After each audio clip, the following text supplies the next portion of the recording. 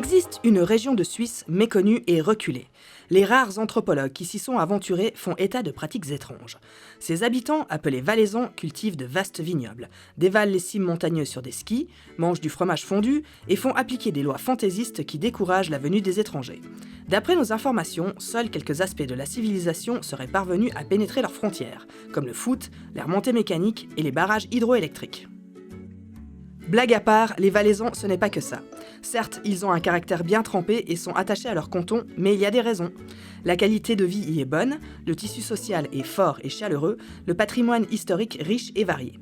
Le sujet qui nous intéresse aujourd'hui est la santé et le monde de l'enseignement, et plus précisément, des moyens mis en œuvre pour améliorer la santé du système éducatif.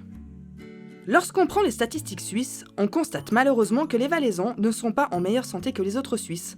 Depuis 1996, des programmes de promotion de la santé et de prévention de la maladie ont été mis en œuvre afin d'analyser l'état de santé des Valaisans. Ces programmes sont régulièrement revisités afin de coller au plus près des problématiques.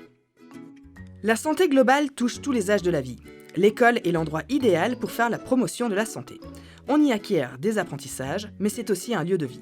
La faiblesse des écoles valaisannes réside dans son manque de communication et de coordination entre les partenaires et dans son manque de moyens. En 2012, le canton a mis en place le réseau suisse d'écoles en santé. Le réseau suisse des écoles en santé, ah oui, j'ai oublié de le présenter. C'est un vaste réseau qui regroupe plus de 2000 écoles tant romandes qu'alémaniques, lui-même en relation avec un réseau encore plus grand, le réseau européen d'écoles en santé. Pour la Suisse, cela représente à la louche 324 569 élèves et 38 000 professeurs répartis sur 21 réseaux cantonaux. L'intérêt du réseau est de partager des expériences par rapport à des problématiques communes.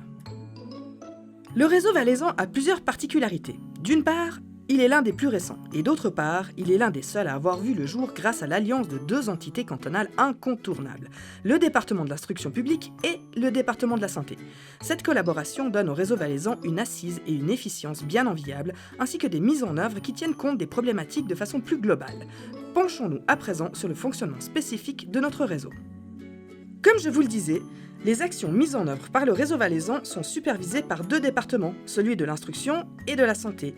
Mais un autre partenaire intervient également. Il s'agit de la Haute École Pédagogique. Grâce à cette super association, la durabilité du réseau est renforcée et agit sur les écoles primaires, secondaires et professionnelles, ainsi que sur les futurs enseignants, sensibilisant ainsi tous les intervenants, tant les décisionnaires que les bénéficiaires. Si le COPIL représente la tête pensante, le groupe Terrain Ressources est l'un des bras du réseau. Ce groupe est constitué de diverses entités, comme la police, le centre SIPE qui s'occupe d'éducation et de santé sexuelle, ou l'association PARPA, prévention au suicide, ou encore Addiction Valais. Ces partenaires se réunissent plusieurs fois par an afin de parler de leur actualité et des moyens d'intervention dans les écoles. La communication entre ces entités et le COPIL se fait par le biais d'une coordinatrice. Maintenant que vous savez comment c'est dirigé, passons à comment ça marche. Supposons qu'une école veuille adhérer au réseau. Elle doit constituer un groupe santé. Dans ce groupe, on trouve la direction, des enseignants motivés, des médiateurs et des infirmières scolaires. Ces personnes vont faire un état des lieux afin de définir des priorités. Ils choisissent une thématique spécifique qui sera développée sur 3 ans en se fixant des objectifs concrets et mesurables. Le groupe santé va donc mener une réflexion globale et proposer des solutions sur mesure. Cela tant au niveau de la structure, des directives, qu'au niveau de la communication. Une des idées chères au réseau valaisan est de mener des actions sur la durée plutôt que des opérations coup de poing. Le groupe santé fait circuler les informations afin de mobiliser les ressources de l'école. Heureusement, si le groupe santé est en proie à un problème qui le dépasse, il peut demander de l'aide à des intervenants extérieurs afin d'animer des ateliers, typiquement des journées santé, se mettre à l'écoute du corps enseignant et glaner des renseignements via le réseau. Et maintenant, penchons-nous concrètement sur les problèmes que l'école doit affronter. On fait la liste ? On fait la liste. Une liste exhaustive, hein ? Il y a une augmentation préoccupante de la violence sous toutes ses formes. Il y a aussi les burn-out chez les enseignants soumis à une pression croissante, ou encore toutes les formes de dépendance, les risques des réseaux virtuels, la démotivation scolaire et la sexualité. Mais l'un des problèmes majeurs ces dernières années est la détresse existentielle. De nombreux jeunes sont isolés, sans repères et livrés à eux-mêmes. Comme on vient de le dire, des problèmes, il y en a plein, mais il y a aussi des solutions. Alors, que met en place le réseau suisse des écoles en santé pour vous ? Eh bien, une fois que l'état des lieux a été effectué, l'école partage sa problématique avec le réseau. Le réseau dispose d'une large gamme d'outils et d'intervenants spécialisés, mais sa ressource principale est l'échange d'informations. En plus des journées d'information qui sont des modules clés en main, le réseau dispose d'un site internet muni d'une interface qui permet d'affiner l'état des lieux et de cibler les meilleures actions. Plusieurs fois par an, une newsletter informe les écoles membres des avancées du réseau. De plus, chaque année, une journée cantonale est organisée permettant de se rencontrer et d'échanger autour d'une thématique. On remarque que la détresse existentielle des jeunes s'annonce par des signaux avant-coureurs plus difficiles à percevoir, mais néanmoins visibles. Le réseau propose le programme d'intervention précoce. Ça fonctionne comme une pyramide qui recense les moyens de créer un environnement propice pour rompre l'isolement et détaille les comportements à risque. Et enfin, il propose des mesures de soutien afin de secourir les jeunes les plus démunis. Le lycée-collège des Creusets applique ce programme depuis environ 3 ans avec succès. Comment a-t-il fait ? Tout d'abord, la direction sensibilise fréquemment le corps enseignant au comportement à risque des élèves. Les professeurs ont un rôle de gardien et sont chargés de sonner l'alarme si un jeune s'isole.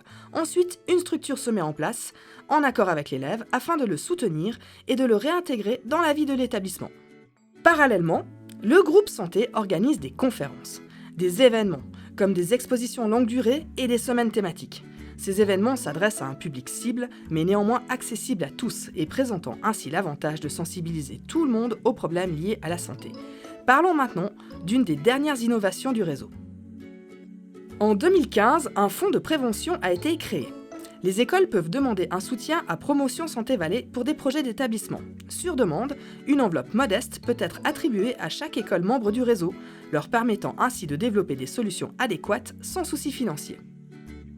Chaque année, le réseau des écoles en santé accueille de nouveaux membres, si bien qu'à la fin 2016, 24 écoles font partie du réseau valaisan.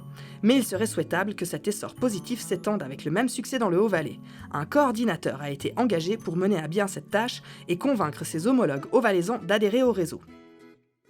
Le réseau suisse des écoles en santé fête ses 20 ans d'existence en 2017 et il change de nom. Il s'appellera désormais Réseau d'écoles 21. Chaque réseau cantonal aura le choix dans cette nouvelle organisation de rester axé uniquement sur la promotion de la santé ou d'y intégrer le développement durable dans son activité au sein des écoles. Voilà, vous savez tout.